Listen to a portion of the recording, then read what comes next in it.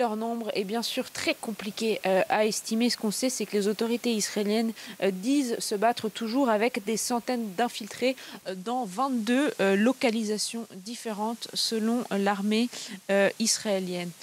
Ces infiltrés, ils ont terrorisé une partie de la population israélienne toute la journée, les habitants du sud d'Israël, puisque selon le dernier bilan dont on dispose, 150 Israéliens au moins ont été tués, plus de 900 blessés. Ces combattants palestiniens, ils sont entrés dans des villes israéliennes et ont tiré sur des civils. Et puis il y a bien sûr le destin de ces otages israéliens dans la bande de Gaza qui est en suspens ce soir.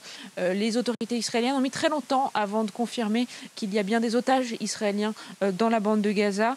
On parle de potentielles dizaines de personnes selon des sources palestiniennes, puisque les Israéliens ne confirment aucun nombre.